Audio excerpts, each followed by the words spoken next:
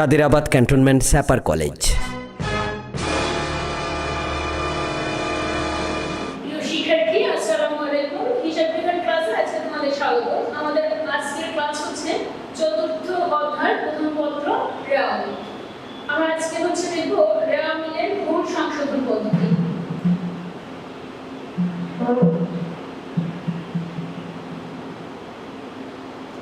রেওয়া মিলের ভুল সংশোধন পদ্ধতিতে দেখো মিলার ট্রেডার্সের 2015 সালের 1 ডিসেম্বর তারিখে রেওয়া মিল প্রস্তুত করে ৮,২০০ টাকার ডেবিট পার্থক্য হয়। এই পার্থক্য উদ্ঘাটন করতে যে নিম্নবর্ণিত ভুলগুলো পাওয়া যায়। ১. বিক্রয় হিসেবের যোগফল ২৫০০ টাকা বেশি দেখানো হয়েছে। ২. ক্রয় হিসেবের যোগফল ১৫০০ টাকা কম দেখানো হয়েছে। ৩. আত্মিক অ্যান্ড সঞ্চয়ের নিকট হতে নগদ প্রাপ্তি ৩,২০০ টাকা কিন্তু তার হিসেবে ক্রেডিট করা হয়েছে। ৪. জাবেদা দাখিলা হতে মজুরি হিসেবে দুবার পোস্টিং দেওয়া হয়েছে ১,২০০ টাকা। মাসুক অ্যান্ড কোম্পানিকে নগদ প্রদান ৫০০ টাকা কিন্তু তাদের হিসাব খাত ক্রেডিট দেখানো হয়েছে। বেতন প্রদান ৩৫,০০০ টাকা নগদান বইতে যথারীতি হিসাবভুক্ত হয়েছে কিন্তু বেতন হিসেবে দেখানো হয়নি। ৭. আসবাবপত্র ক্রয় ৭,৫০০ টাকা কিন্তু ক্রয় হিসেবে ডেবিট দেখানো হয়েছে ৫,৭০০ টাকা।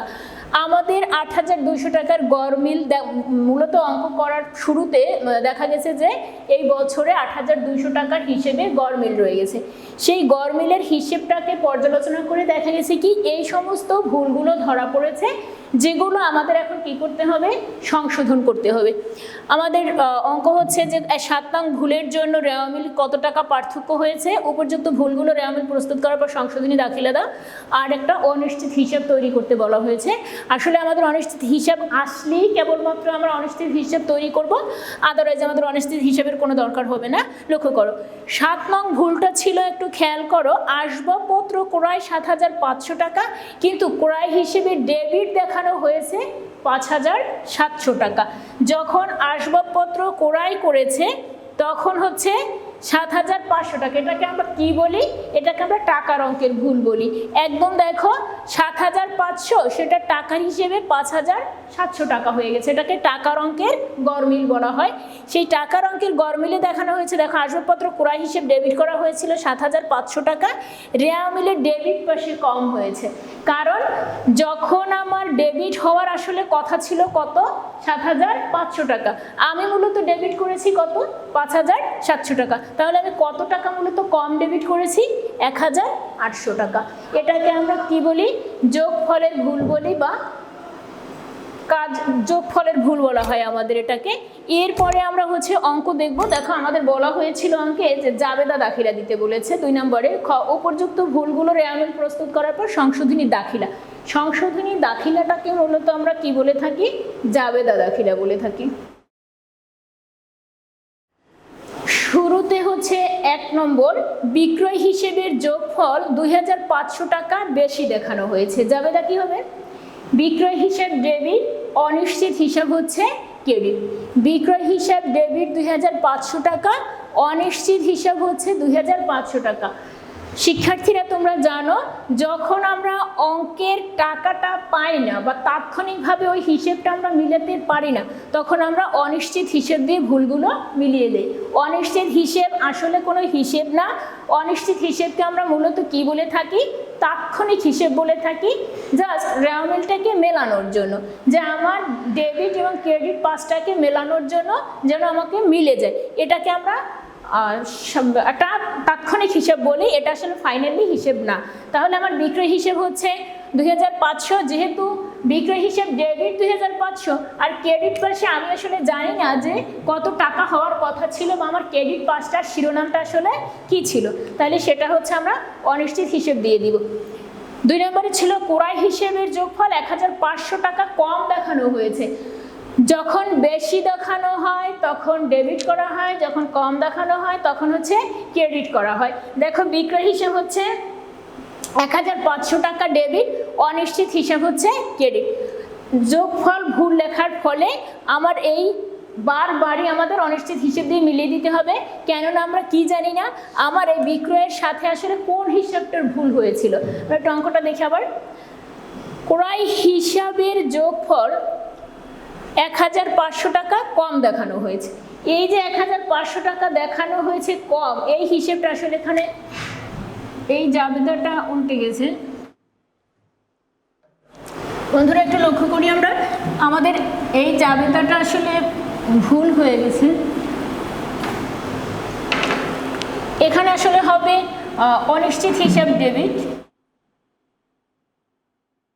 অনিশ্চিত হিসাব হচ্ছে ডেবিট আর ক্রয় হিসাব হচ্ছে ক্রেডিট হবে। অনিশ্চিত হিসাব ডেবিট আর ক্রয় হিসাব হচ্ছে ক্রেডিট হবে। এরপর একটু খেয়াল করো, আতিক অ্যান্ড সঞ্চয়ের নিকট হতে নগদ প্রাপ্তি 3200 টাকা, কিন্তু তার হিসাবে ক্রেডিট করা হয়েছে। লক্ষ্য করো, আতিক অ্যান্ড সঞ্চয়ের নিকট হতে নগদ আমি পেয়েছি কত টাকা? 3200 টাকা, কিন্তু তার হিসেবে ক্রেডিট করা হয়েছে। এর মানে কি? আতিক অ্যান্ড সঞ্চয়ের নিকট হতে নগদ প্রাপ্তি 3200 টাকা, কিন্তু তার হিসেবে ক্রেডিট করা হয়েছে। কার হিসেবে ক্রেডিট করা হয়েছে? আতিকের হিসাবটা ক্রেডিট করা হয়েছিল। তাহলে আতিকের হিসেবটা কি ছিল? তাহলে আতিকের হিসেবটা ছিল মূলত আসলে ডেবিট। যেহেতু বলেছে তার হিসেবে, কিন্তু তার হিসেবে ক্রেডিট করা হয়েছে, আসলে তার হিসাবটা কি করার কথা? আসলে তার হিসাবটা হচ্ছে ডেবিট করার কথা। সেক্ষেত্রে আমরা এখন কি করব? এই হিসেবটাকে এখন ডেবিট করে দেখাবো। লক্ষ্য করো, আমরা একটু দেখি জাবেদা। অনিশ্চিত হিসাব আর হচ্ছে প্রাপ্য হিসাব কত টাকা হচ্ছে? 900 টাকা। অনিশ্চিত হিসাব এবং প্রাপ্য হিসাব হচ্ছে 900 টাকা, কারণ এই হিসাবটা আতিকের হিসাব, প্রাপ্য হিসাবটা, আর এই অনিশ্চিত হিসাবটা কার আসলে আমরা জানি না। যেহেতু আমরা জানি না, যার শিরোনামটা জানবো না, তাকে আমরা অনিশ্চিত হিসেব দিয়ে বুঝিয়ে দিব। এরপরে হচ্ছে 4 নম্বর, জাবেদা দাখিলা হতে মজুরি হিসেবে 2 বার পোস্টিং দেওয়া হয়েছে 1200 টাকা। কি হিসেবে? মজুরি হিসেবে 2 বার পোস্টিং দিয়েছে। তাহলে আসলে কত টাকা পোস্টিং দিয়েছে? 2400 টাকা পোস্টিং দিয়েছে। 2 বার যদি দেয় তাহলে টাকাটা বাড়তি হয়ে গেছে, এইখানে টাকার ভুল হয়েছে। 2 বার পোস্টিং দেওয়ার ফলে দেখা গেছে ডেবিট যদি 2 বার দিয়ে থাকে তাহলে হচ্ছে 2400 টাকা হয়েছে। ডেবিট ক্রেডিট যদি 2 বার পোস্টিং দিয়ে থাকে তাহলে হচ্ছে একবার 1200 দিয়েছে, আবার 1200 দিয়েছে, কাটাকাটি হয়ে ফাইনালি দেখা গেছে 0 হয়ে গেছে। সুতরাং এটা একটা ভুল। এই ভুলটাকে আমরা চিহ্নিত করব হচ্ছে, দেখো কিভাবে, অনিশ্চিত হিসাব আর মজুরি খরচ। আমরা যদি মজুরি খরচটাকে ক্রেডিট করে দিই, আসলে মজুরি খরচ কি? ডেবিট। মজুরি খরচটা আসলে ছিল ডেবিট। সবসময় আমরা জানি কি, যত ব্যয় তত হচ্ছে কি, ব্যয় বা খরচ হচ্ছে ডেবিট। ব্যয় বা খরচ হচ্ছে সবসময় ডেবিট। কিন্তু আমার তো ডেবিট 1200 টাকা ছিলই, আবারও 1200 টাকা ডেবিট করা হয়েছে। টোটালি আমার টাকা হয়েছে কত? 2400। এখন যদি আমার 1200 টাকা রাখতে হয়, সেক্ষেত্রে আমাকে কি করতে হবে? ক্রেডিট করতে হবে। যদি আমি এটাকে ক্রেডিট করে দেই, যখন ক্রেডিট করে দিয়েছি তাহলে 2400, আমরা জানি কি ডেবিট ক্রেডিট কি হয়? মাইনাস হয়। তাহলে আমার এখান থেকে কি গেল? 1200 টাকা কমে গেল। সেক্ষেত্রে আমার এখন কত টাকা থাকবে? 1200 টাকা থাকবে। এরপরে হচ্ছে লক্ষ্য করো 5 নম্বরে, মাসুক অ্যান্ড কোম্পানিকে নগদ প্রদান 500 টাকা, কিন্তু তাদের হিসাব খাত ক্রেডিট দেখানো হয়েছে। এরকমের কথাগুলো যদি থাকে আমরা টেকনিক্যালি শিখে নিব। যখনই বলা হবে যে ক্রেডিট দেখানো হয়েছে, ধরেই নিব আসলে এটাকে এখন ডেবিট দেখালেই মিলে যাবে। মানে ক্রেডিটটাকে ডেবিট করলেই আসলে মূলত রেজাল্টটা মিলে যায় বা ভুল সংশোধনীটা হয়ে যায়। তো মাসুক অ্যান্ড কোম্পানিকে আমি নগদে প্রদান করলাম 500 টাকা, কিন্তু হিসাব খাতে ক্রেডিট দেখানো হয়েছে, আমরা এখন ডেবিট করে দিব। একটু খেয়াল করো, মাসুক কে ছিল? প্রদেয় হিসাব। মাসুক হিসাবটা আসলে কে ছিল? প্রদেয় হিসাব ছিল। এখন যখন ওর হিসাবটাকে আমরা ডেবিট করে দিয়েছি, ওর হিসাবটাকে ভুলে ক্রেডিট করেছিল, এখন আমরা ওর হিসাবটাকে ডেবিট করে দিলাম। মাসুকের হিসাবটা যখন ক্রেডিট ছিল তখন 1000 টাকা বাড়তি ছিল। লক্ষ্য করো, এখন যদি আমি আবারও ডেবিট করতাম তাহলে আমার রেজাল্ট কি হতো? 0 হয়ে যেত, যেটা কখনোই সম্ভব না। কখনোই রেজাল্ট কি হবে? 0 হবে না। এখন আমাকে এই রেজাল্টটাকে ব্যালেন্স রাখার জন্য, মানে জাবেদার নিয়ম অনুযায়ী বা রেওয়া মিলের নিয়ম হচ্ছে কি, ডেবিট এবং ক্রেডিট 2 পাশ সমান হবে। সেই ব্যালেন্সটা রাখার জন্য আমাকে কি করতে হবে? অবশ্যই একটাকে ডেবিট করতে হবে আর একটাকে কি করতে হবে? ক্রেডিট করতে হবে। তাই আমি কি করেছি? প্রদেয় হিসাবটা ওখানে ভুলে ক্রেডিট করেছিলাম, এখন ডেবিট করেছি। আর তোমরা জানো, যখন অন্য পাশ আমার মিলছে না তখন রেওয়া মিলের হিসেব অনুযায়ী আমরা অনিশ্চিত হিসেব দিয়ে দিব। এরপরে হচ্ছে আমার 6 নম্বরে, বেতন প্রদান 3500 টাকা, নগদান বইটি যথারীতি হিসাবভুক্ত হয়েছে, কিন্তু বেতন হিসেবে দেখানো হয়নি। বেতন প্রদান 35,000 টাকা নগদান বইতে যথারীতি হিসাবভুক্ত হয়েছে, কিন্তু বেতন হিসেবে দেখানো হয়নি।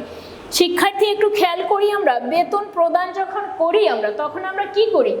আমরা বেতন হিসেবটাকে কি হিসেবে দেখিয়ে থাকি? মূলত বেতন হিসেবটা আমরা জানি, যখন বেতন প্রদান করা হয় তখন বেতন কি হয়? আমার বেতনের হচ্ছে খরচ হয়। বেতনটা আমার কি হয়? বেতনটা আমার খরচ হিসেবে যায়, আর যখনই খরচ হিসেবে যাবে তখন সেটা হচ্ছে ডেবিট হবে।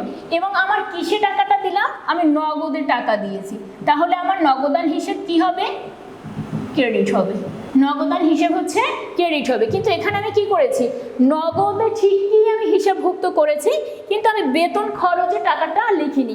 যখন আমি বেতন খরচে টাকাটা লিখিনি, তার মানে আমার ডেবিট পাশে কোনো টাকা নাই। আমার ক্রেডিট পাশে ঠিকই 3,500 টাকা আছে, বাট আমার আর এক পাশে টাকা নেই। আর রেওয়া মিলের নিয়ম অনুযায়ী কী করতে হবে? আমার ডেবিট ক্রেডিট উভয় পাশ সমান থাকতে হবে। এজন্য আমাকে এখন কি করতে হবে? জাবেদা দিয়ে এটাকে চিহ্নিত করে দিতে হবে যে আসলে কোন পাশে আমার ভুল ছিল। কোথায় আমার ভুল ছিল একটু দেখি। এখন বেতন হিসেবটাকে আমি ডেবিট করে দেখালাম যে বেতন হিসেব আমার ডেবিট, আর অপর পাশে আর আমি জানি না, কারণ এই হিসেবটা আমার কোথায় ছিল? এটা ছিল নগদে অন্তর্ভুক্ত ছিল। যেহেতু নগদ থেকে আমি টাকাটা নিয়ে কোথায় নিয়ে এসেছি? বেতন খরচে নিয়ে এসেছি। নগদের টাকাটা কোথায় নিয়ে গিয়েছি? বেতন খরচে নিয়ে গেছি। এখন আর আসলে নগদে কোনো টাকা নাই। নগদে যখন টাকা নাই তখন আমার এই হিসেবটাকে আমরা নাম দিব অনিশ্চিত হিসাব। এরপরে একটু খেয়াল করি, 7 নম্বরে হচ্ছে আসবাবপত্র ক্রয় 7,500 টাকা, কিন্তু ক্রয় হিসেবে ডেবিট দেখানো হয়েছে 5,700 টাকা।